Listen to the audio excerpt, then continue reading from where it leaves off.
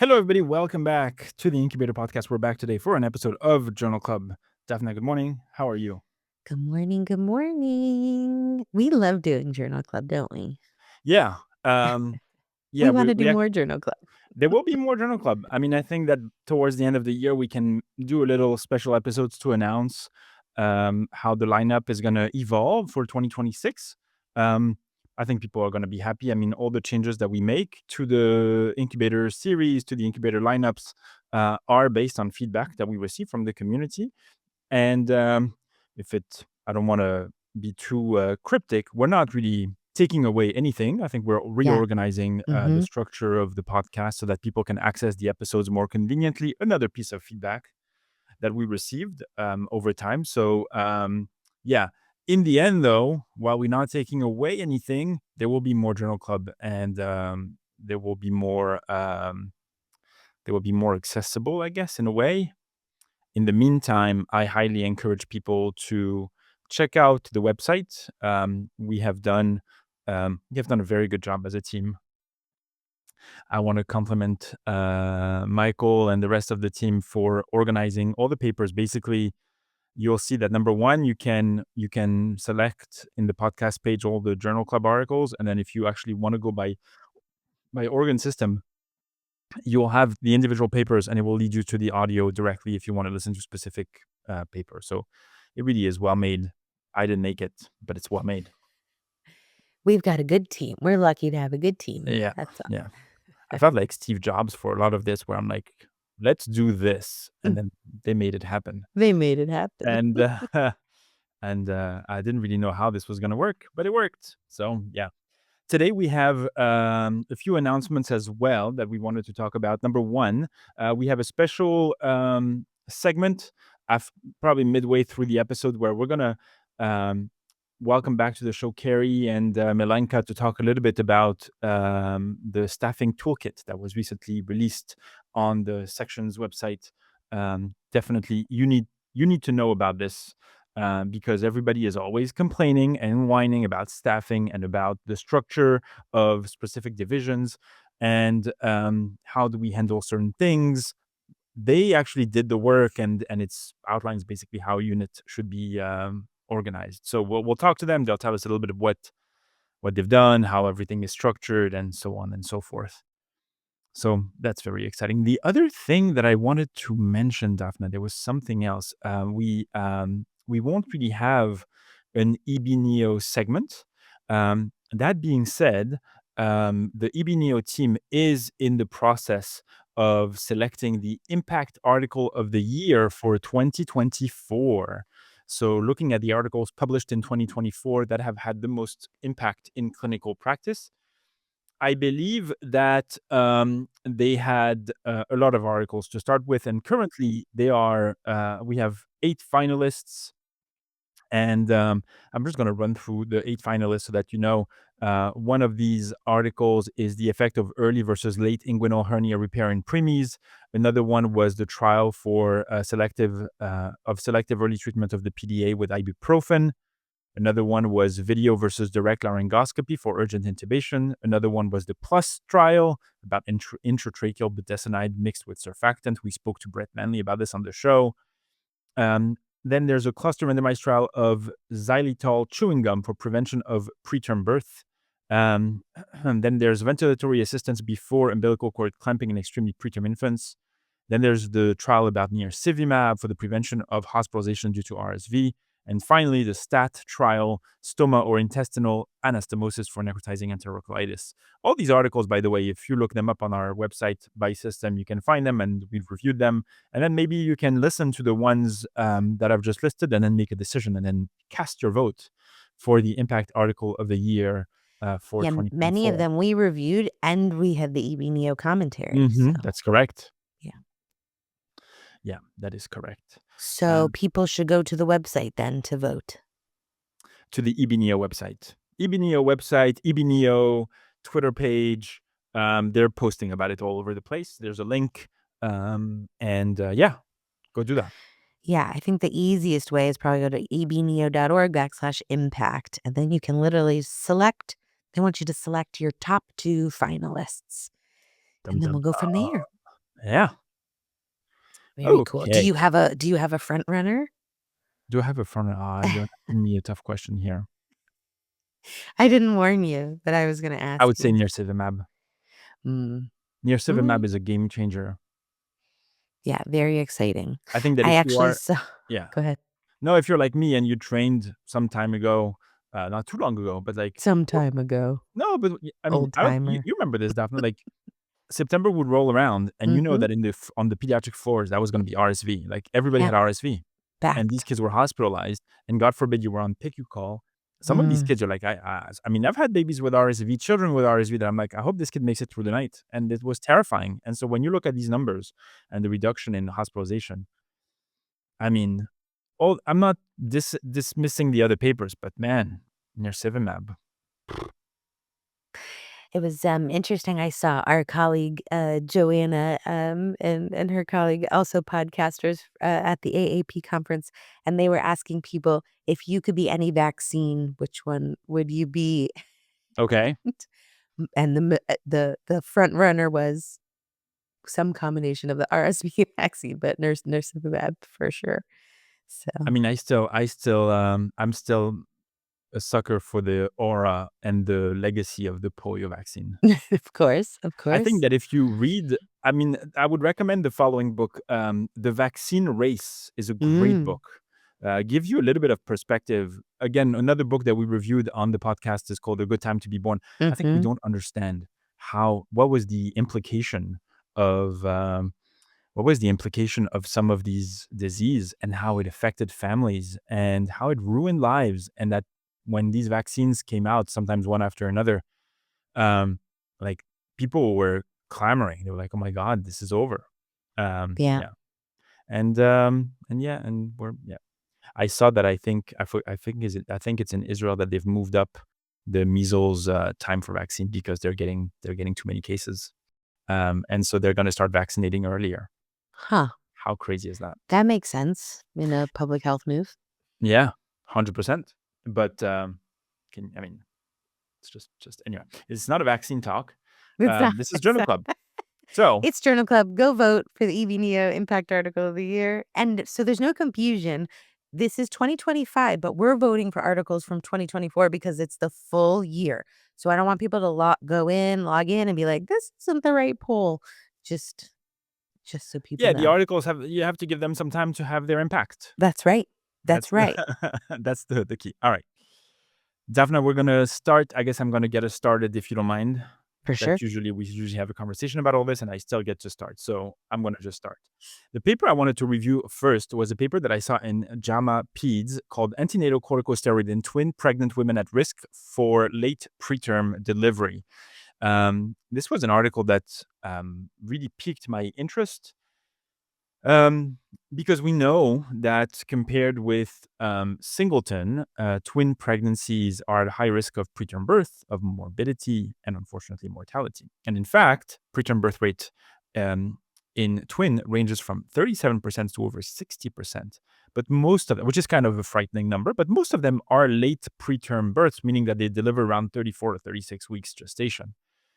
Now, we know from several trials, including the ALPS trial, that if we give betamethasone steroids to women who are at risk of late preterm birth, it reduces the need for respiratory support in their newborn. And so there are recommendations for singleton pregnancy to do that when you're for these particular pregnancy. But there's a question. The ALPS trial didn't really look at twin gestation, and we really don't have good evidence to guide practice in this particular population. And they have this is a population that has a high rate of C-section, a high rate of neonatal respiratory morbidity, and there are some questions around the long-term effect of steroid use. So what should we do in terms of late preterm twins? So the question that the group is asking, the group is led by Seung Mi Lee. It's a group out of Korea.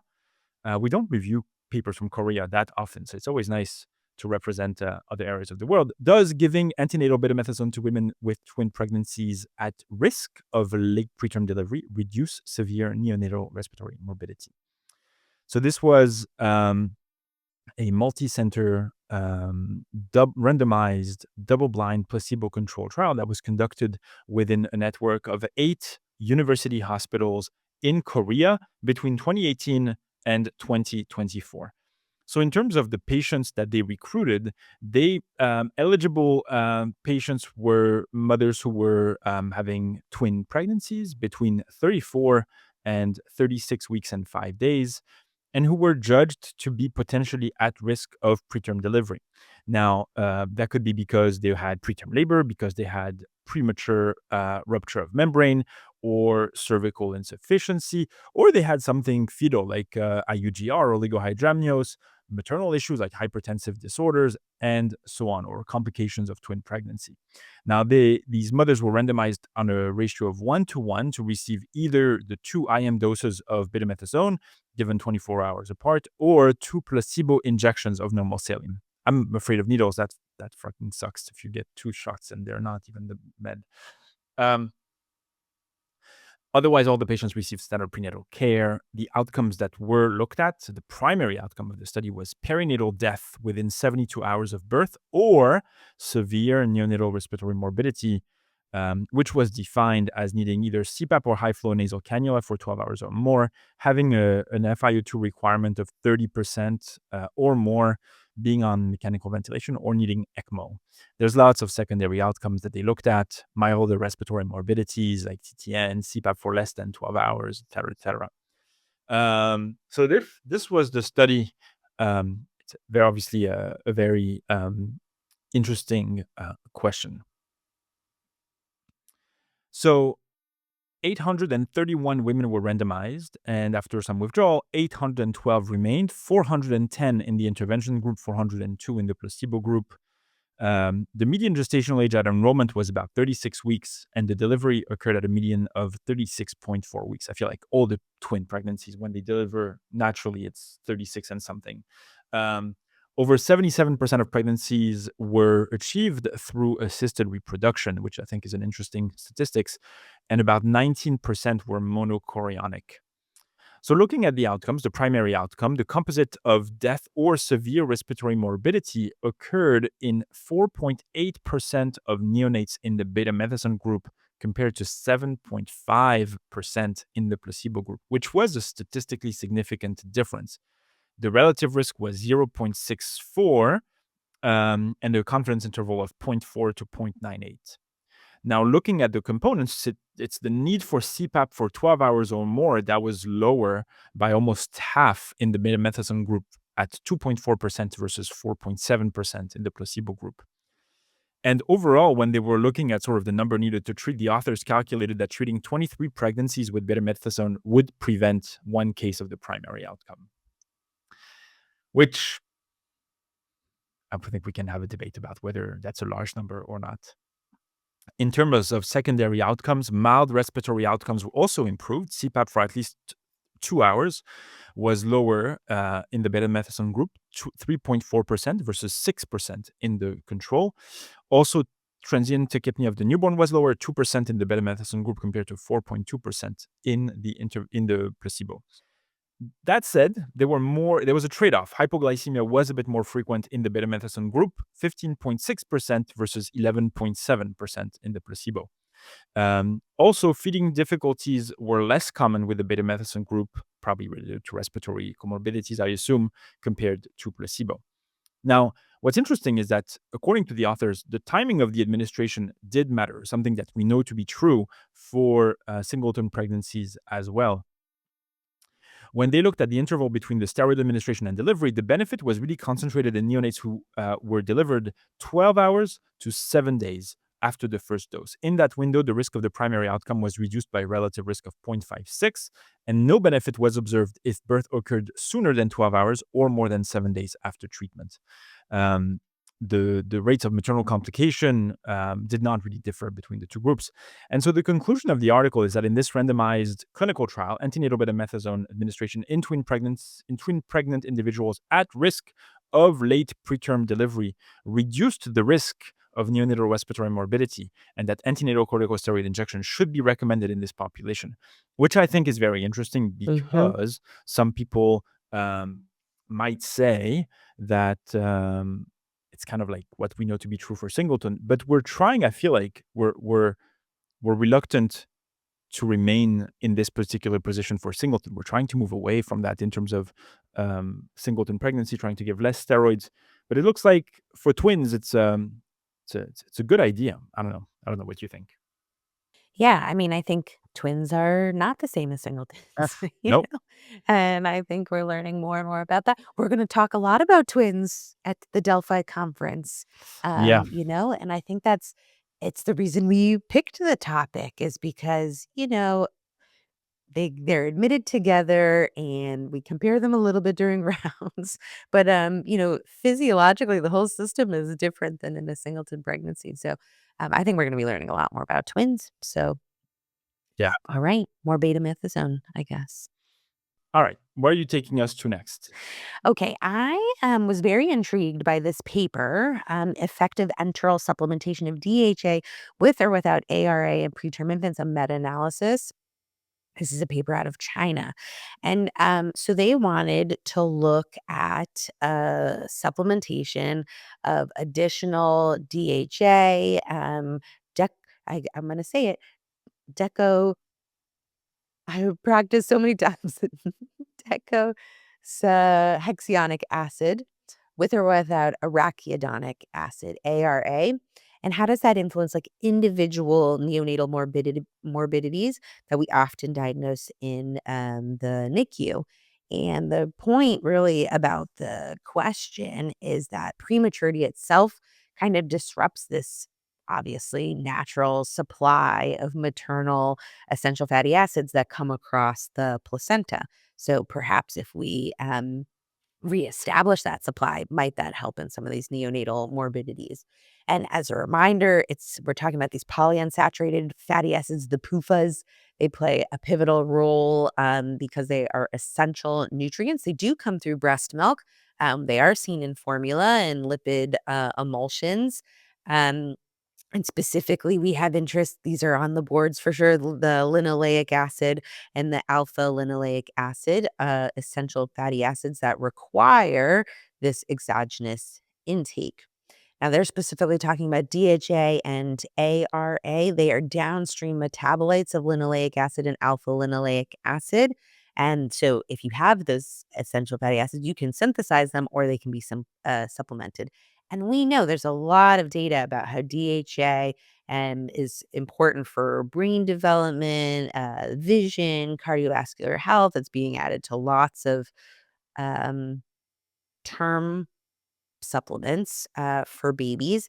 And ARA also plays a big role in inflammation, immune function, and cell membrane integrity. So they were hopeful that adding these things would be helpful. So this is actually a meta analysis, May I like I say something? mentioned. Yes. If you are interested in learning more about Mm, DHA and ARA, then maybe take a break now and go listen to episode yeah. 274, which is a conversation that we had with Dr. Camille Martin from Cornell about specifically this topic as she was going to do this review for the Neonatal Insider course. So, It was a great talk. it We was a learned a lot, great didn't we? review. Yeah. She goes over everything, and she's obviously so good at teaching that yeah. So yeah, just go check this out, and then you can come back, and then you can see what the data actually shows based on this particular paper because it's a very interesting conversation. Yes, and if you plugged in DHA into the website, we've reviewed about 5 other papers that have interest in DHA. So what they did, they included randomized controlled trials. They wanted to focus on the preterm infants. So they really only included studies that had babies with gestational age less than 34 weeks or birth weight less than 2,000 grams. They didn't specify whether or not maternal supplements were included. And notably, in the intervention group, so infants received enteral DHA with or without ARA. They looked at them as one whole group and then they did some subgroup analysis. These babies would have gotten the supplements within 28 days of birth, and the control group received either placebo or standard intervention. So, no additional supplementation. And then I think it's important to note there were no specific requirements for dosage or duration of the intervention. So different papers had different doses and they are varied, and the length of treatment is also quite varied. We'll get into that. The outcome measures focused on these kind of early complications of prematurity. So they wanted to look at BPD, ROP, NEC, sepsis, IVH, PVL, and in hospital mortality. So eventually they pulled 14 articles representing 11 unique trials. This included a cohort of 2,567 preterm infants from 10 different countries. 9 studies looked at BPD, 8 studies looked at ROP, 10 on NEC, 8 on sepsis, 7 on IVH, 4 on PVL, and 4 included in hospital mortality. So now the dosage. So the dosage of DHA varied across studies from 20 milligrams per kilogram per day to 1.2 grams per day.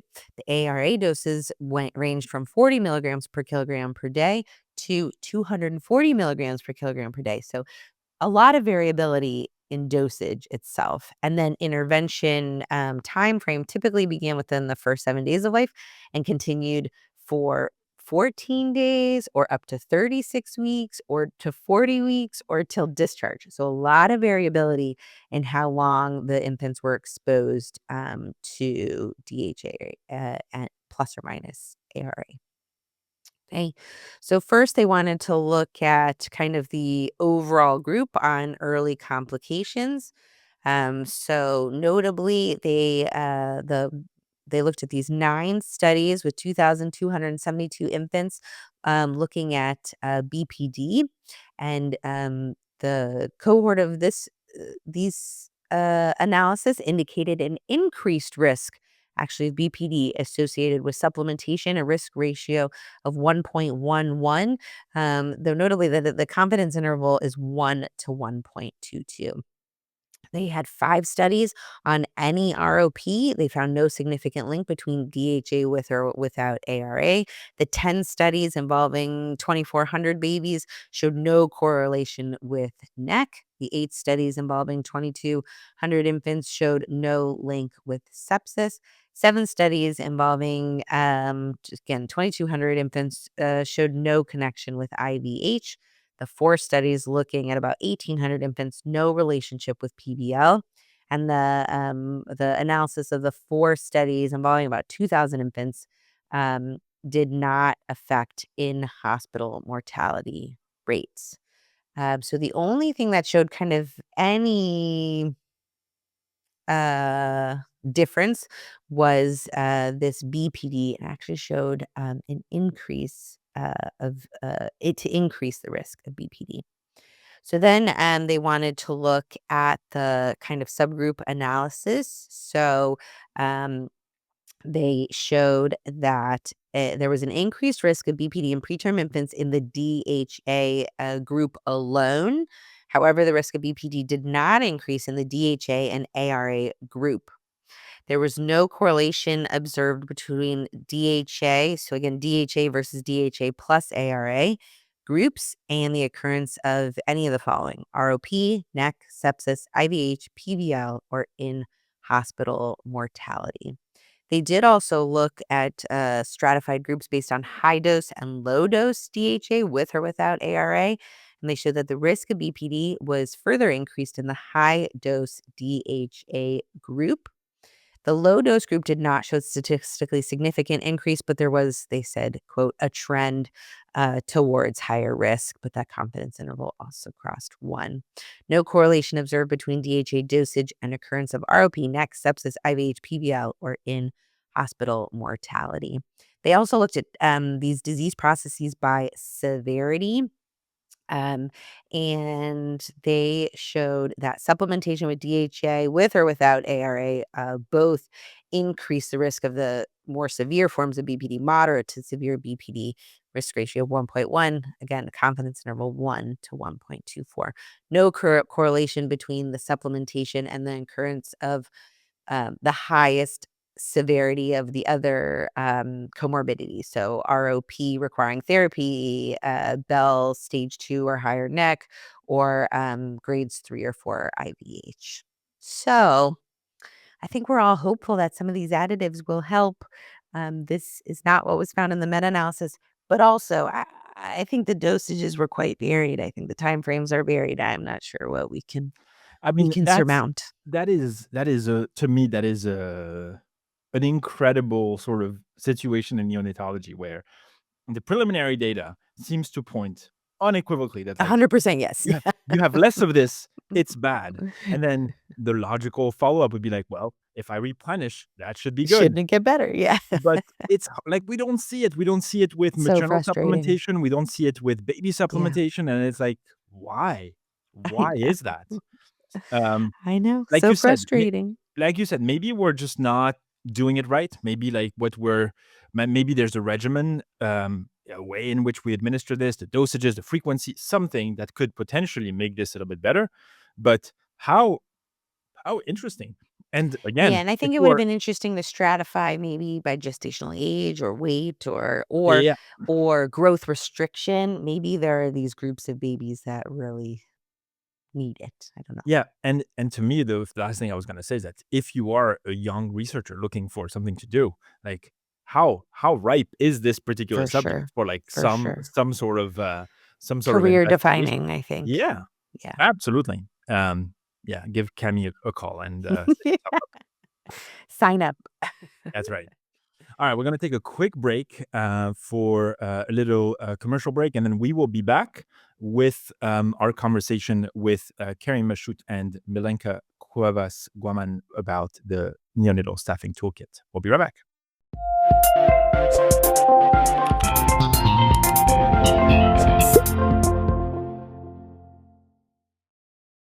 Today on our episode of Journal Club, we're very excited to have with us repeated guests from the podcast, Dr. Kerri Machut and Milenka Cuevas Guaman.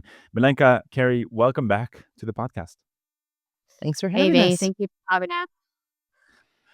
We're very excited to have you on because we are talking about the INS toolkit, the Improving Neonatology Staffing Toolkit, something that we have covered on the podcast before, an initiative that you guys have been hard at work on, and with an amazing group of colleagues and physicians.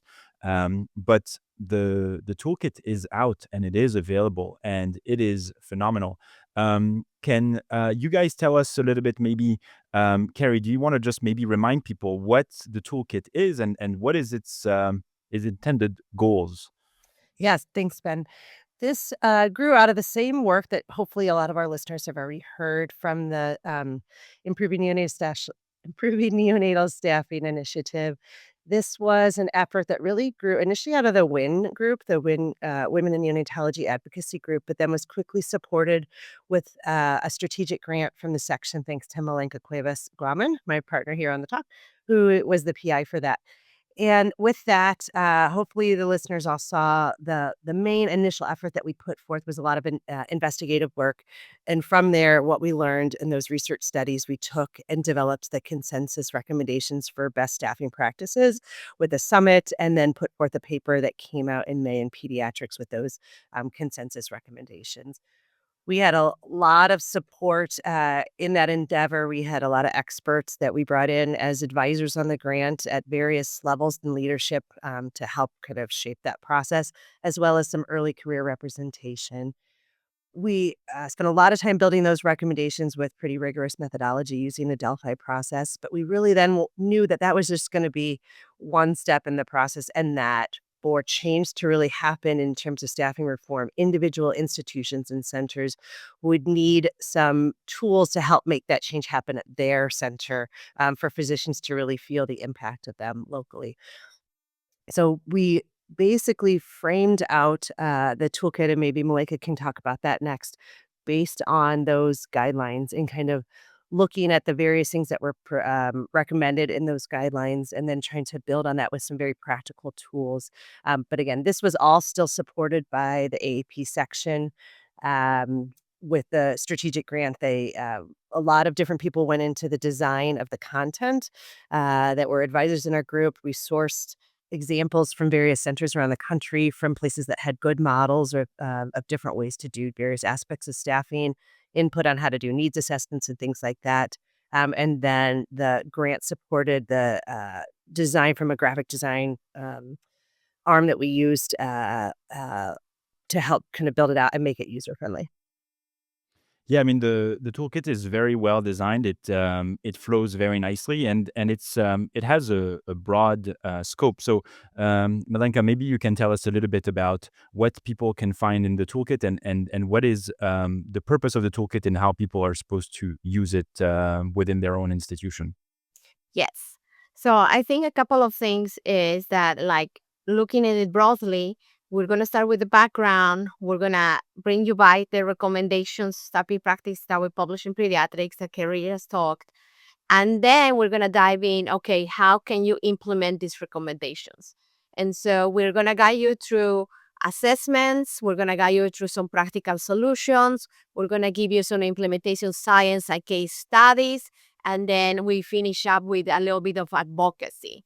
So now the important thing about how to implement or how to use it is we are kind of divided in two groups. If you think about something that is very general, and that is like, what are the guiding principles that you need to consider to make whatever change you make sustainable moving forward.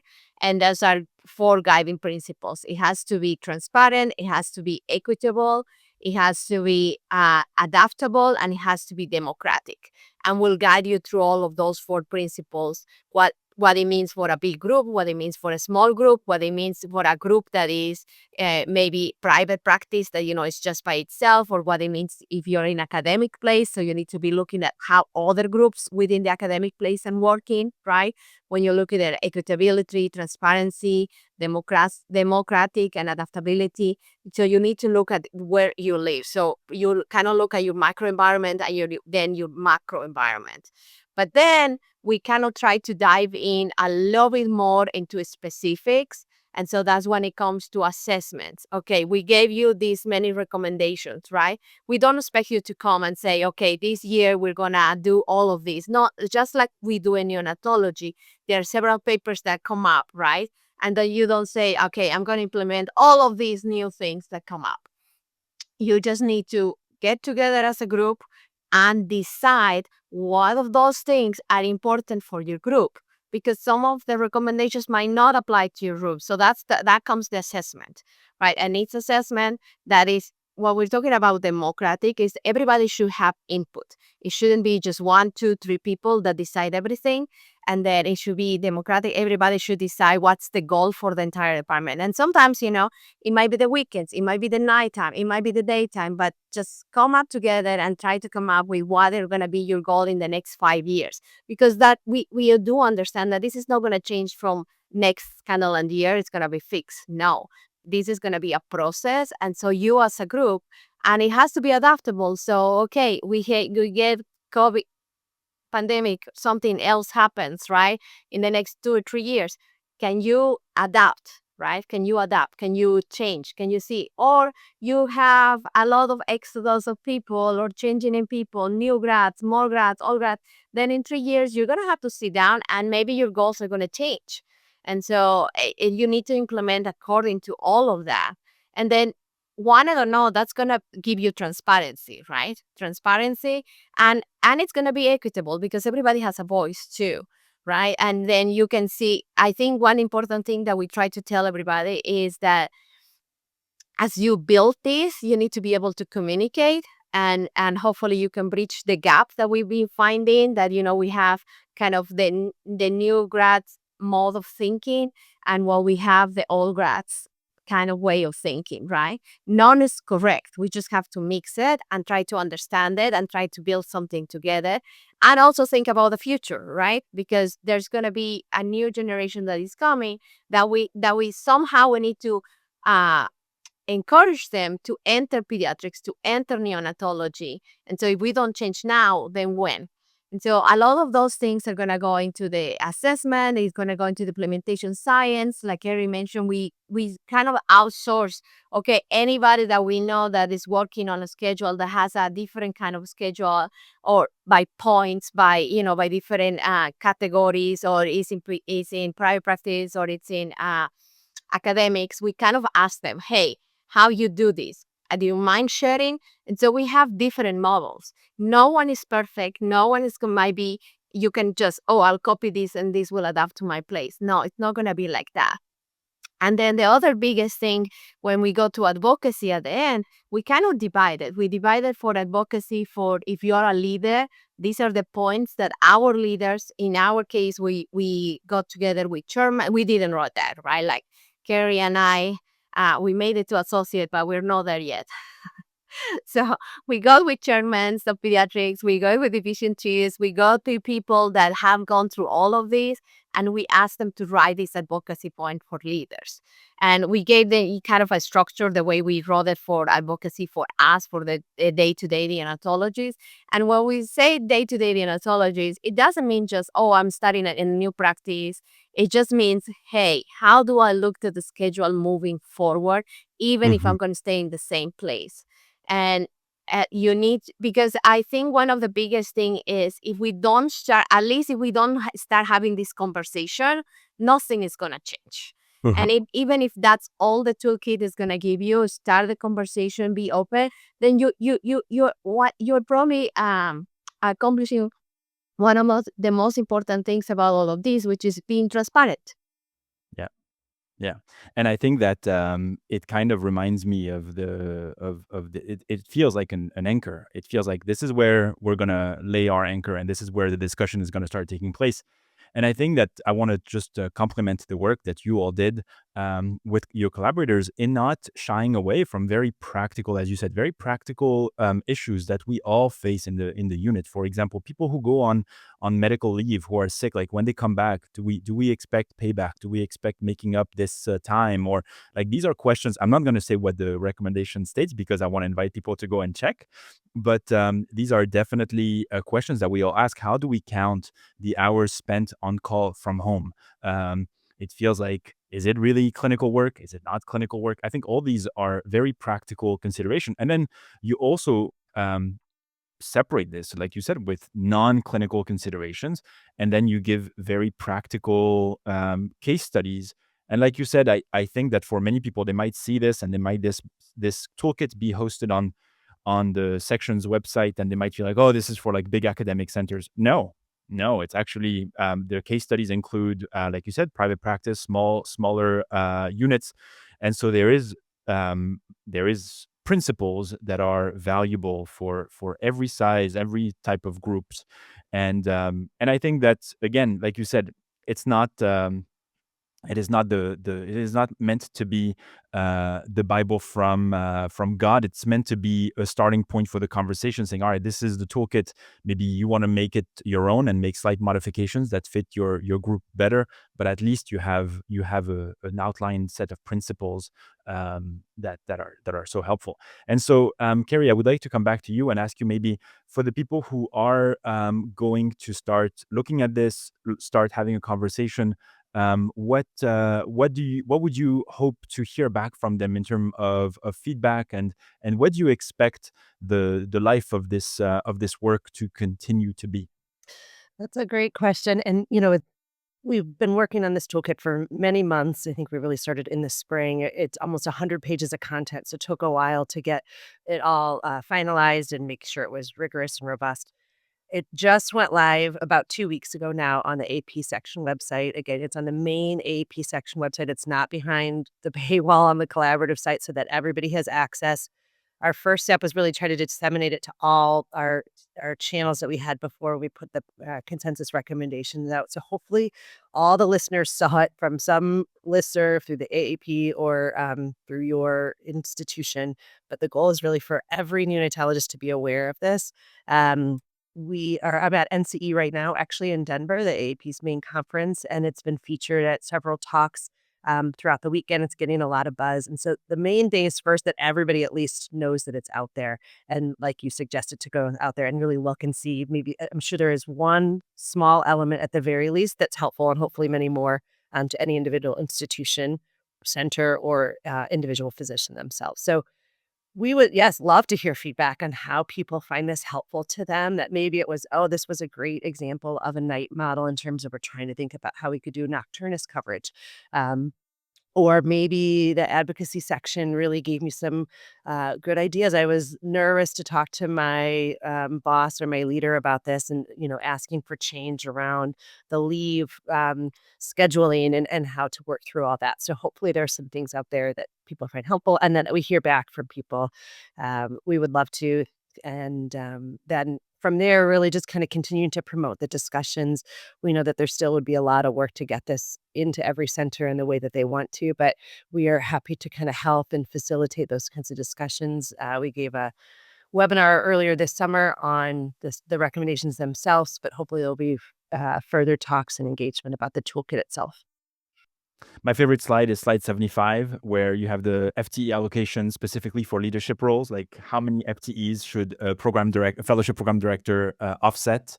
I think this is my favorite slide. I'm going to let people go check it out because you've answered the question. Well, it's funny, during our talk yesterday, actually at NCE, that was one of the audience members' questions was, do you have any thoughts or recommendations around accounting CFTE for various leadership roles? And we're like, we do. We have a table. It's right there. Yeah. So hopefully those I are the exact absolutely kind of love it. examples that people can find helpful. Yeah, because I think it's cool because it's always the people with these defined roles probably feel like their offset should be higher, and the people who don't have that role feel like the offset should be lower. And so it's nice that there is a table. And so yeah, I mean, if you've reviewed the toolkit, if you are implementing any parts of the toolkit with your division, you can share feedback to the team or share feedback through the Incubator podcast, and we'll relay it to the Improving Neonatology Staffing group and see if maybe what we can do to improve the toolkit in future edition, but it's already quite amazing. So Kerri, Milenka, thank you again for coming on the show and to talk to us about this, and congratulations on this amazing body of work. Thank you for having us.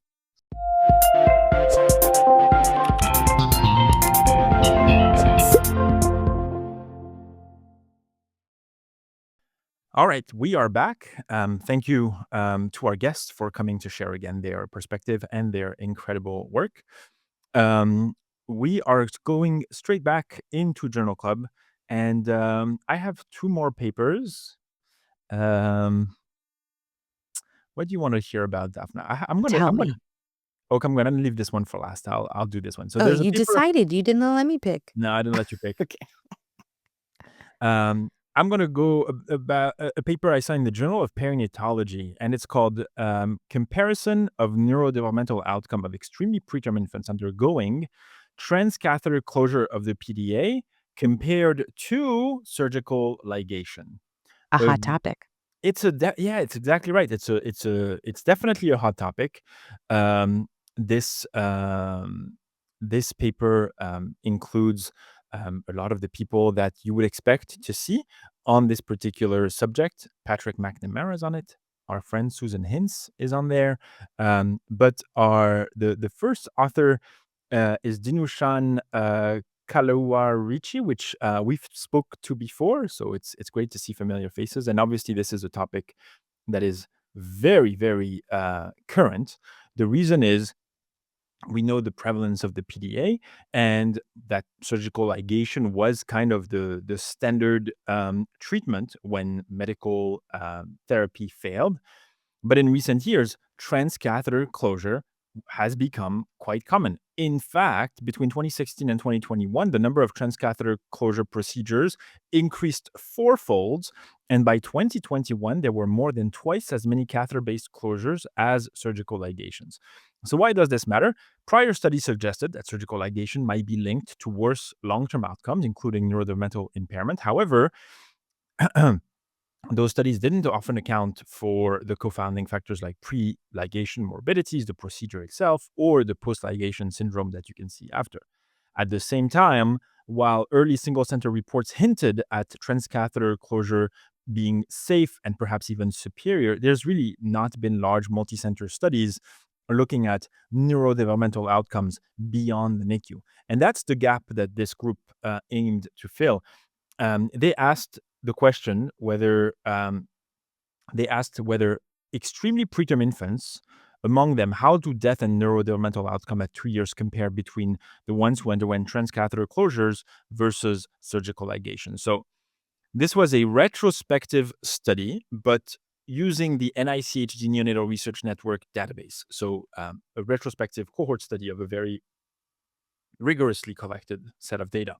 The population included babies born between 22 weeks and 0 days to 26 weeks and 6 days between 2016 and 2019. They excluded babies who were outborn, major congenital anomalies, and so on. The treatment definition, medical PDA treatment, meant that the baby received either indomethacin, ibuprofen, or Tylenol, or acetaminophen. And then the procedural PDA closure was either surgical ligation or transcatheter closure. The outcomes at 22 to 26 months included a standard neurological exam, a Bailey third edition, and the primary outcome was death or severe neurodevelopmental impairment.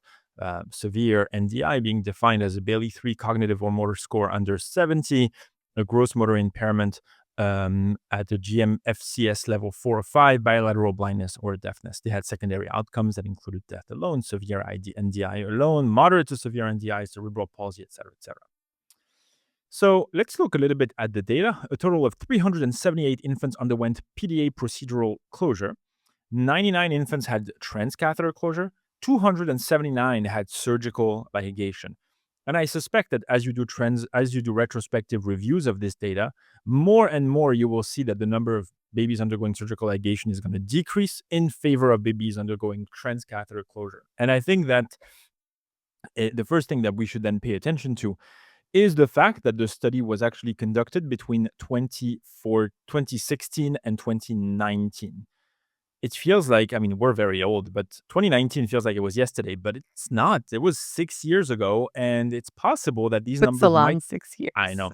This is also, right, you have to remember that this is also a neurodevelopmental outcome study.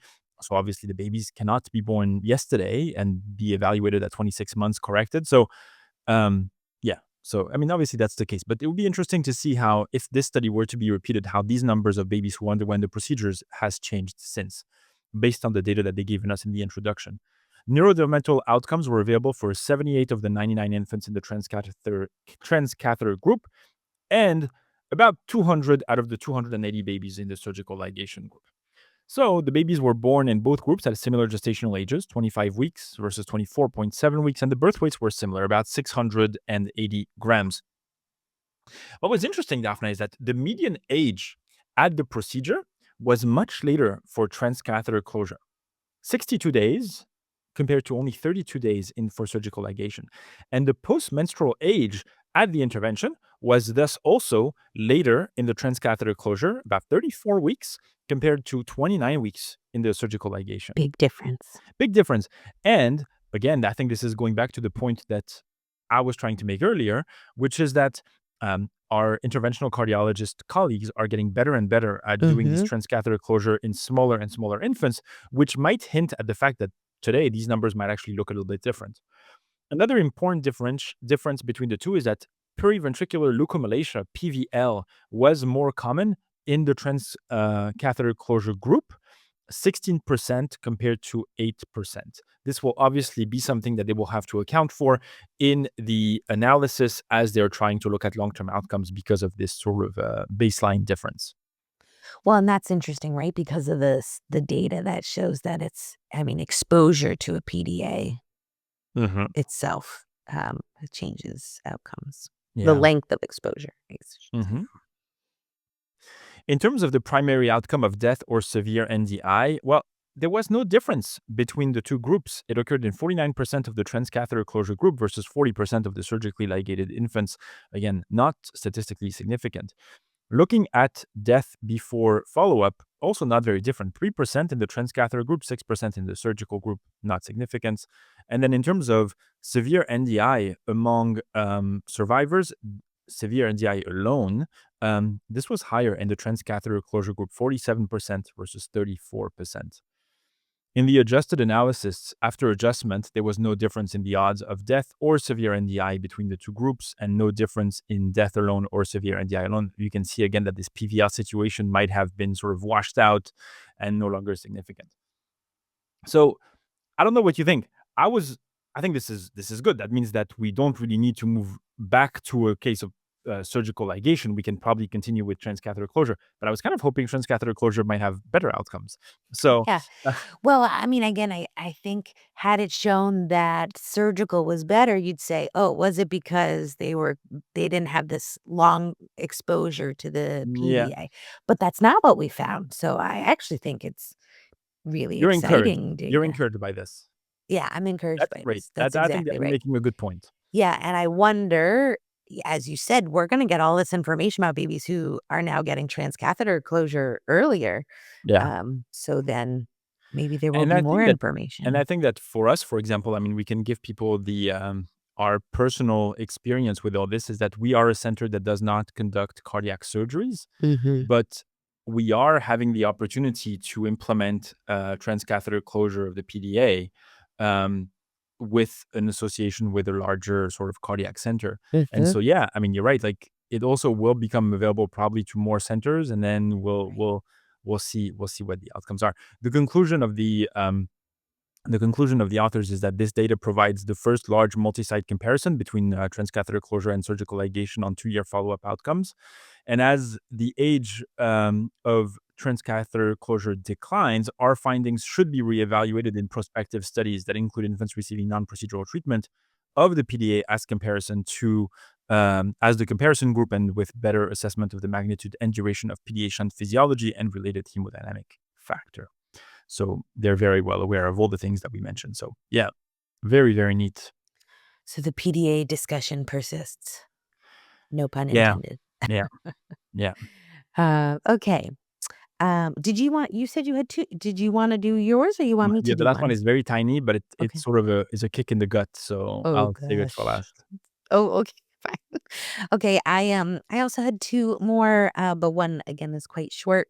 Um, there was this paper that you actually had highlighted: parent and practitioner experiences of opt-out consent in neonatal intensive care, a mixed method study within a trial. So basically, sorry, this is coming to us. It's in the Archives of Disease in Childhood, and this is coming from the UK. So basically, they had the neogastric trial. It's a randomized control trial looking at routine and measurement of residuals versus not measuring residuals, which has been looked at. Anyways, it's a large study, and they Stop were mix. It's trying about residuals. it's about residuals. So, what they did for this study was they were trying to evaluate what they were kind of already doing, which was using opt out consent. So, they wanted to specifically look at how did parents and staff feel about the use of opt out consent. So, what is opt out consent? Typically, we really struggle. All of the researchers who have come on have said how difficult it is sometimes to enroll patients into neonatal studies. And there are many factors, a lot of which will be discussed here, especially about this is such a stressful time. When do we approach families about getting involved in research? What sorts of topics can we ask parents about early on? So there's a lot of complication, especially in our community and population of babies. So basically, they wanted to look at their group, the criteria for kind of enrollment. Parent and guardians were required to speak English, so no difficulty understanding the survey or the focus group in English. The gestational age at birth was less than 34 weeks, and the babies had to have had an NG or an OG tube in place, and I believe they were enrolling families until babies reached like 15 mLs per kilo of feeds. So they really didn't have a lot of time to do that. And that is part of one of the aspects that was discussed in the parent and staff reports, and they talked about in the discussion. So basically, the staff assessed the eligibility and provided parents with kind of the neogastric process study information. And so basically, they were theoretically randomized, but parents could opt out of engaging in the study. And then for this study. Parents were invited then to complete a questionnaire before leaving the hospital and or to register interest in participating in an interview with one of their researchers um, kind of a few weeks after discharge about this enrollment process. They also wanted to interview staff, so they asked staff to complete either online or paper questionnaire at the end of their first shift caring for this particular baby where a parent was also enrolled. Okay.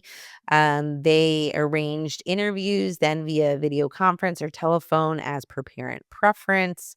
Um, and then they also, after those interviews, also allowed for these online focus groups, kind of 4 to 6 months after recruitment. They were looking to get 80 parent questionnaires and 80 parent and staff questionnaires. So they wanted to hit at least 20 babies per site. So in total, they had 85 parents, 59 mothers, 26 fathers complete a questionnaire. Of this group, they looked back at who had opted out. They had an 8% opt out rate in that group. And this is consistent with the overall neogastric trial. I think they had 7.4% opt out rate overall, which I thought was pretty good. So in general, the vast majority, 92% of participants, both in this cohort and the overall group, uh, decided to stay in the study. Okay. They interviewed 15 parents, 12 fathers, and 3 mothers, either online. There's 12, or by telephone, there's 3. And in this group, none had opted their baby out of the trial. They also did a total of 149 staff questionnaires linked to 96 babies across 4 sites. So, one of the things that was noted was variability in how this the verbal opt out process was taken. So there was not a specified time at which they were going to approach parents, except, like I said, they were trying to do this in really the first few days of life. And this created scenarios where some moms were approached either during labor or right after delivery, and they said a quote, when lying on your back with your legs akimbo or while waiting for a cesarean. Most of the parents were approached within hours or days of birth. And interestingly, one mother had no recollection of the timing of approach at all. Interestingly, parents who did not recall a discussion were not concerned about their child being entered into the trial without a discussion. And one father described how he had seen the research poster and he presumed the child would be involved. So they did have posters across the study sites, which indicated what the study was about, that parents would be approached in this manner, and they even highlighted that the study banners were very large, 180 greater than 180 centimeters for our U.S. colleagues. That's 70 inches, and they felt like they put them in prominent positions throughout the units. So this dad had seen that ahead of time, and they'll talk a little bit about that as well. So then there was a lot of concern about approaching parents too early. So 82% of parents felt that they were approached about the study at a convenient time. However, the interviews and the staff questionnaires indicated that parents approached during labor or shortly after birth were really surprised at being asked to consider research and just make some sort of decision about their child's involvement during this really kind of chaotic time. Parents described feeling overwhelmed with information about their baby's condition. They felt they lacked the capacity to consider research at that time. And some questioned whether it was even like appropriate to be asked, especially if their baby was critically ill. A quote said, I thought it'd be more of a priority to make sure my baby was like sort of stable before they asked me about research. The staff also felt the same way. They described having to approach moms early, again, because trying to get it before this feeding volume, but that the timing was not totally appropriate. Um, they thought it was that parents didn't have the time to concentrate on what they were being told. They didn't have the ability to digest the trial information. And parents who felt that they were approached at a convenient time, so most of these parents are now days from birth rather than hours from birth, appeared to have better recall of the discussion, and they felt the timing was more appropriate when they were, quote, a little bit more with it. Another quote, by speaking to us on day 3, it meant I could kind of understand and support the study. Um, and this came across a lot in the nurses' quotes. Said that when we approached the parents too early, parents initially opted out because they felt totally overwhelmed. But once they had more time and it was explained more clearly, some parents actually opted in later because they felt they were approached at a better time. So that was very interesting. There were some other things that I wanted to highlight. There was some confusion because we were asking parents about opting out, that were they really opting out because they were kind of being asked whether they wanted to be in or out. But again, this was different than kind of formal informed consent. So that was a little interesting, both some confusion on the family side and the staff side. Um, okay, one more thing I wanted to say. Um, Even parents who described the burden of being approached too early stated that they did not opt their baby out for the most part due to the perceived low risk nature of the study and this opportunity to help others in the future. So I think the point of evaluating this was it also depends on the study. So for things that are potentially perceived as low risk, maybe this is a totally acceptable way to do it. But for things that required a little bit more thinking, higher risk, that maybe we needed to take a different type of approach. And finally, the reasons for opting out, parents who did opt out their baby stated they usually did so because they were uncertain about the intervention, they didn't understand the impact on their child, or specifically how their data was going to be used. But none of them raised concerns about full informed consent not being sought. And the staff data confirmed this. They thought that although the minority reported patients had opted out, mostly because they were approached too early. And the other thing I wanted to say is I told you a little bit about these banners. They really had a goal of informing parents about the study, again, before even being asked to opt in or out. I told you the banners were very big, they were placed in very prominent positions, but only 21% of the parents even reported seeing the poster or the banner. And even having, thought about the study before being approached despite the team's best efforts. So I think this is interesting. A lot of people are talking about opt-in consent. Major research institutions are having families sign a blanket consent form saying that their babies are likely to be enrolled in research and that then they have the opportunity to opt out. But it was nice to see a study looking at how do parents actually feel about it, I think. Yeah, I mean, I couldn't help but just think about the state of affairs in the U.S., where I think there's a lot of mistrust Mm. in the system at this point. I think it's gonna be harder than ever It's going to be harder than ever, and it's interesting because I feel like since I started my fellowship in hemodynamics in Montreal, like I see, for example, in Canada, that seems much easier to actually get people to buy into these research projects. People feel like, yeah, I want to help if this can help other babies. Um, we see this frequently actually during the hemodynamic stuff when we do research echoes. Parents are like, yeah, if this helps other babies, then go ahead. Um, so yeah, I just hope that yeah, we can keep research efforts going. Uh-huh. Otherwise, no more journal club. I know, what are we gonna do with our time? Yeah. Okay. Okay, we each have one more, so we gotta Yeah, I have hustle one here. more, and then that's gonna be it for me today. But it's a very brief article that I found in Pediatrics, and it's called "Critical Congenital Heart Disease and Infant Cancer." So, the introduction is interesting. It mentions how congenital heart defects affect about 1% of all births in the US, and about 20% of these are classified as critical congenital heart disease. So, we're not talking about like a very small PFO. These defects impact blood flow in and out and through the heart and require intervention early in life. And there has been some studies that have apparently made this link between critical congenital heart disease and cancer. But the literature is very limited. And one of the points the authors are making is that it's very clouded by the diagnosis of trisomy 21. And so the question they're asking is that are infants with isolated CCHD also are at increased risk of cancer? And if so, which cancer are involved?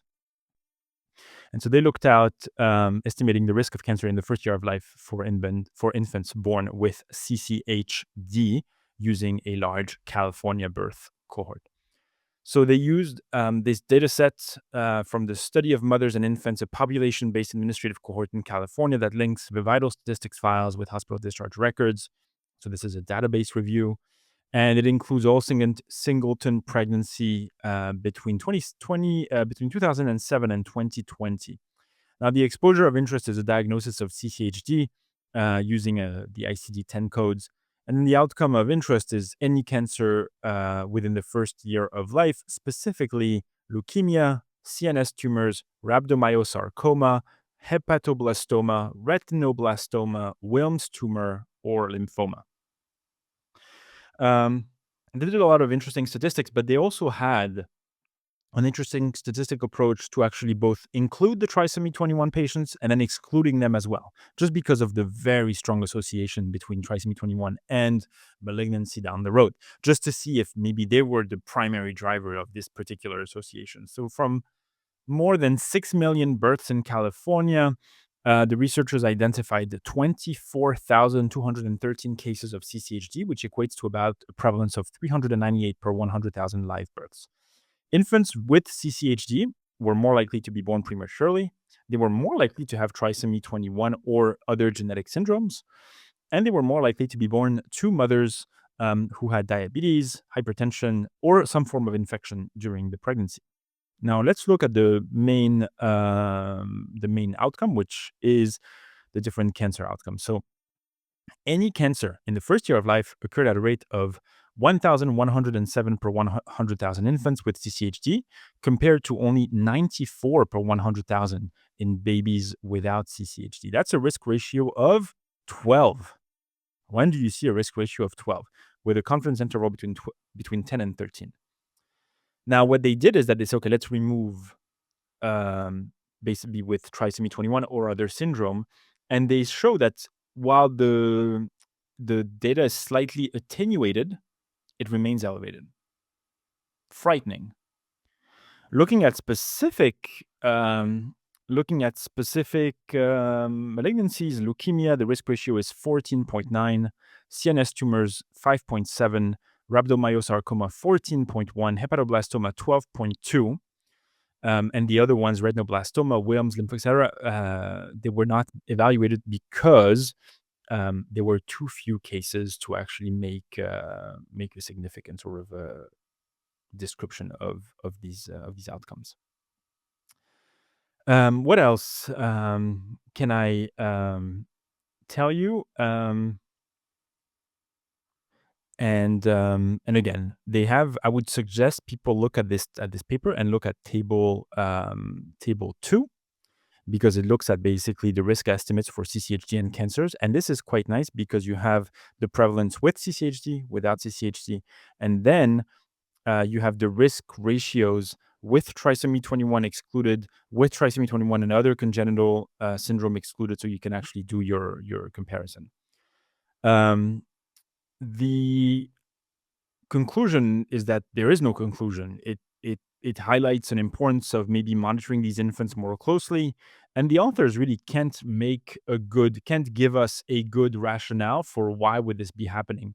They venture to say that it's a complex interplay of genetic and epigenetic and environmental factors that may influence the risk, which is basically a fancy way of saying we really don't know. And again, there's nothing wrong with that. I think it's now our job to explore this potential association. But I feel so bad for the families who have babies with CCHD, because you get the cardiac lesions taken care of and you hope you're out of the woods, but this seems like there's one more thing to keep an eye out for. So. Terrifying. Mm-hmm. Wow. Okay. Well, I'm That's why glad I they didn't want didn't to. find a I was like, definitive link, but yeah, I was gonna. That's why I didn't want to mention this too much because I was like, it's gonna bum out everybody. it's a bummer. Yeah, throughout the show. It's really well, I have another quickie. Yeah. Okay. This is in pediatrics. It's entitled "Screening for Autism in Preterm Children: A Systematic Review." Obviously, autism is a hot topic. It's getting more and more talked about, especially in the last few weeks. But basically, what they wanted to do is really, sorry, this is coming out of Canada. They wanted to do a meta analysis to evaluate the validated autism screening tools for use in the preterm population. And they were interested in this because the overall rate prevalence of autism in children born at term is about 3%. But this increases to a rate of about 7% in children born preterm. So that's something they wanted to look at. To make things more complicated, they really highlighted that a lot of the studies that validated the autism screening tools early on, tools that we're using all the time, have frequently excluded premature infants or haven't corrected for gestational age. So that even though the AAP does recommend screening for all children, at ages 18 and 24 months, that maybe the tools we're using aren't appropriate for the premature infant.